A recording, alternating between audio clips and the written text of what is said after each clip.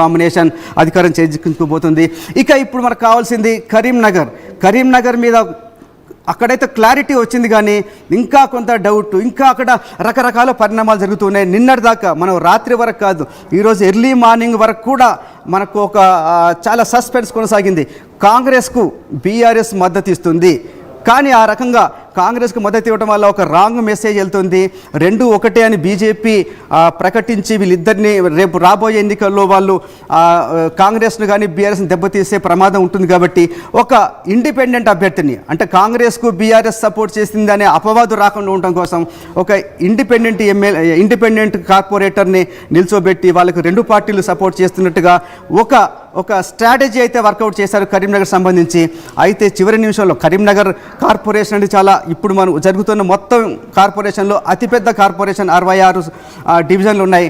అయితే వెంటనే ఇక్కడ కేసీఆర్ మాజీ ముఖ్యమంత్రి బీఆర్ఎస్ అధినేత ఇంటర్వ్యూన్ అయ్యారు. అయిపోయి వద్దు, మనం ఒక మేయర్ స్థానం కోసం లేదా బీజేపీని దూరంగా ఉంచడం కోసం కాంగ్రెస్తో చేతులు కలిపితే మనకు లాంగ్ రన్లో రాజకీయంగా చాలా నష్టం జరుగుతుంది. కాబట్టి బీఆర్ఎస్ దూరంగా ఉండాలి ఈ ఎన్నికకు అని చెప్పడంతో అక్కడ మొత్తం 66లో కాంగ్రెస్ గెలుచుకుంది 14, బీజేపీ 30, బీఆర్ఎస్ 9, ఎంఐఎం 3 అయితే ఇతరులు 10 గెలుచుకున్నారు. ఈ 14 ప్లస్ ఎంఐఎం 3 కలిసిన 17 అవుతుంది. ఇతరులు కూడా లాక్కున్నా కూడా అక్కడ మొత్తం 10 మంది వచ్చినా కూడా మ్యాజిక్ ఫిగర్ రావట్లేదు. కాబట్టి ఇక బీఆర్ఎస్ దూరంగా ఉన్న నేపథ్యంలో బీజేపీ అధికారంలోకి రావడం, మేయర్ స్థానం దక్కించుకోవడం అనివార్యం అవుతుంది. ఎందుకంటే బీఆర్ఎస్ కానీ దూరంగా ఉన్నప్పుడు 66 నుంచి 9 తీసేస్తే అక్కడ 57 మాత్రమే అవుతుంది. 57లో మ్యాజిక్ మార్క్ రావడం 29. అక్కడ ఆల్రెడీ బీజేపీ గెలుచుకుంది 30 స్థానాలు. కాబట్టి అక్కడ బీజేపీకి ఇంకొక ఎక్స్ అఫీషియో ఓట్ కూడా ఉంది. బండి సంజయ్ కేంద్ర మంత్రి స్థానిక ఎంపీ. కాబట్టి ఇక్కడ ఏమాత్రం డౌట్ లేకుండా బీజేపీ మొట్టమొదటిసారి బీజేపీ జెండా ఎగరబోతోంది కరీంనగర్ కార్పొరేషన్ పైన.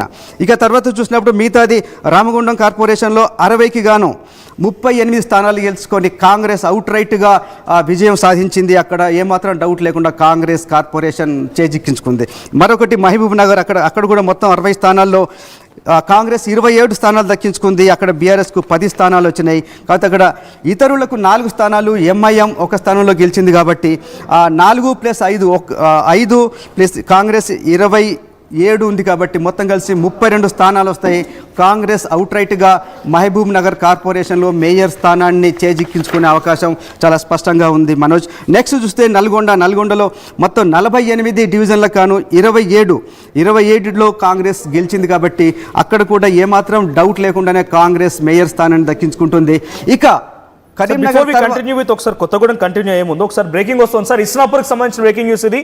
సో మెదక్ ఉమ్మడి జిల్లాకు సంబంధించి ఇస్నాపూర్లో ఒక హై టెన్షన్ వాతావరణం. ఇక్కడ ఏంటంటే మొత్తంగా మున్సిపాలిటీ ఇస్నాపూర్ మొత్తం మున్సిపాలిటీలో ఉన్నటువంటి వార్డుల సంఖ్య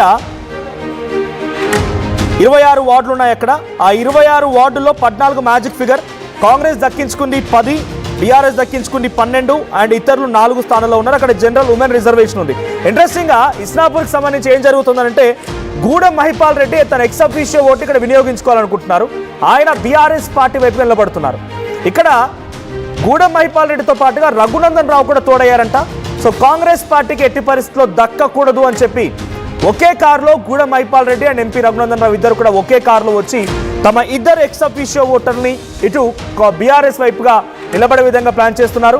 సో 12 అండ్ ఇండిపెండెంట్ గెలిచిన 4లో ఇద్దరిని బీఆర్ఎస్ పార్టీ ఆల్రెడీ క్యాప్చర్ చేసింది. సో 14 అయ్యారు. సో మ్యాజిక్ ఫిగర్కి ఆల్మోస్ట్ రీచ్ అయ్యారు. ఆ తర్వాత ఇద్దరు కూడా వాళ్ళు వినియోగించుకోబోతున్నారు. సో ఆ 2తో కలిపి సుమారుగా 16తో అక్కడ మ్యాజిక్ ఫిగర్తో ఇస్నాపూర్లో కూడా చైర్పర్సన్ పీఠం దక్కించుకునే అవకాశం ఉంది. సార్ ఇంట్రెస్టింగ్గా బీజేపీ ఇందాక మనం అనుకున్నాం, ఒకవేళ కనుక కరీంనగర్ కార్పొరేషన్లో కాంగ్రెస్ బీఆర్ఎస్ కలిసి ఒక ఇండిపెండెంట్ అభ్యర్థికి మేయర్ అవకాశం ఇస్తే బీజేపీకి అవకాశం ఉండేది కాంగ్రెస్ బీఆర్ఎస్ కలిసిపోయాయని చెప్పడానికి. కానీ ఇక్కడ ఇస్నాపూర్లో ఒక మున్సిపాలిటీ ఇద్దరు ఇండిపెండెంట్ కలిస్తే వాళ్ళకి మ్యాజిక్ ఫిగర్ వచ్చేస్తుంది క్లియర్.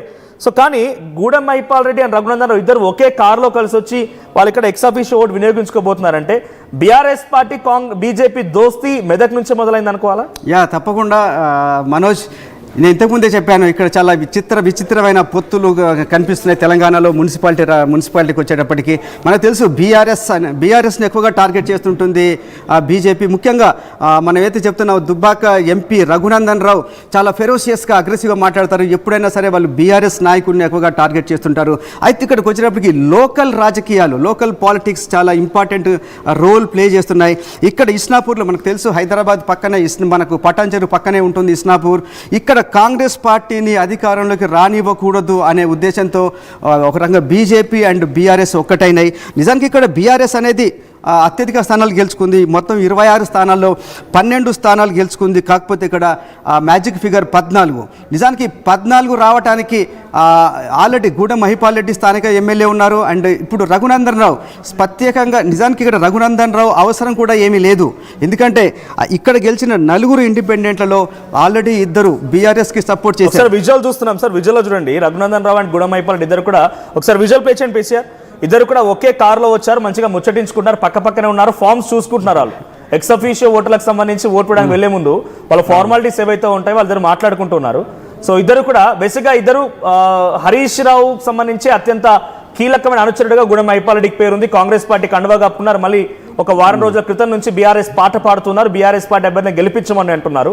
సో ఇద్దరు కలిసి వెళ్ళడం, ఆ మంచి స్నేహభావం చూస్తుంటే మెదక్ నుంచే బీఆర్ఎస్ బీజేపీ స్నేహబంధం మళ్ళీ తిరిగి పుంజుకుంటుందా, లేదంటే బీఆర్ఎస్ బీజేపీ రెండు ఒకటే అటువంటి ఒక నినాదాన్ని కాంగ్రెస్ పార్టీ ఇక్కడి నుంచే మళ్ళీ బలంగా చెప్పే